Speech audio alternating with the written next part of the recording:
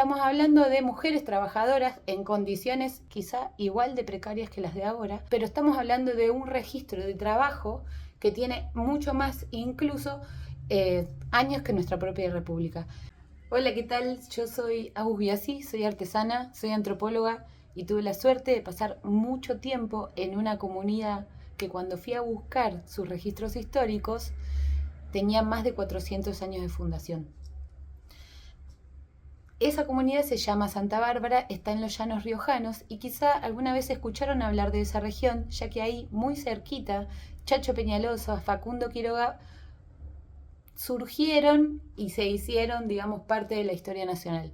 Pero yo pasé mucho tiempo ahí por otra razón. Quería aprender a tejer con las mujeres que allí están en esta comunidad, que de hecho se llama Comunidad Telera de Santa Bárbara. Lo que pasó una vez, esto es una comunidad que está a pie de cerro, ¿no? Y quedaba lejos de la ruta, entonces alguien con buenas intenciones pone un cartel que decía Teleras de Santa Bárbara, para que turistas y viajeros que pasasen por la ruta pudiesen encontrar mejor ese camino. Lo que sucedió es que alguien en la capital provincial puso el grito en el cielo diciendo que al poner Teleras de Santa Bárbara no se estaba incluyendo a los varones de la comunidad. Sin embargo, adentro de la comunidad ese problema no existía porque los mismos varones decían que las mujeres eran las teleras, que ellos eran artesanos.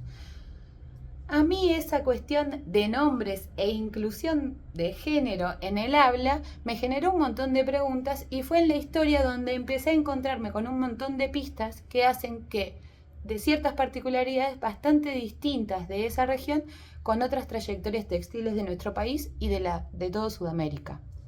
¿Por qué? Porque resulta que piensen que La Rioja se funda en 1535 la ciudad, esa comunidad fue más o menos fundada por ahí, y en toda esa zona, en un momento de restricción de importaciones de Europa de textiles, se plantea la necesidad de enseñar ciertas técnicas textiles europeas a las tejedoras originarias que estaban ahí para suplantar ciertas cuestiones que ya no podían venir de Europa.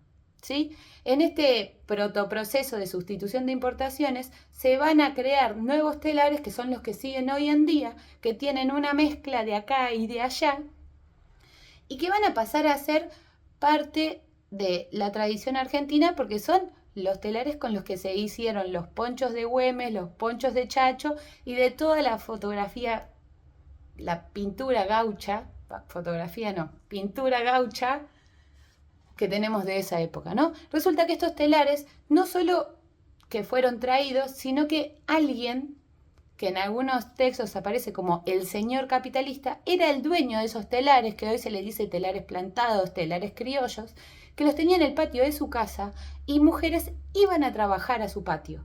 ¿Sí? Estamos hablando de 1500, 1600 y mujeres salían de su casa a trabajar afuera. Esto no es una práctica que haya sido extraña, porque hay que recordar que en la época de la colonia hubo un alto porcentaje de población afro traída en condiciones obligatorias a nuestro territorio y como digamos que el esclavo era un bien del dueño, había muchas tareas que se las dejaban a los indígenas porque recibían un salario, una compensación y no tenían que cubrir los riesgos de los trabajos. Entre esos trabajos pesados estaba el de tejer, que al día de hoy sigue siendo un trabajo pesado, pero en ese entonces este señor capitalista tenía peonas, así aparece también en los censos, peonas que hacía trabajar, ¿para qué? Para fabricar telas. Y esto es una diferencia muy importante que recién va a aparecer en este momento de nuestra historia textil,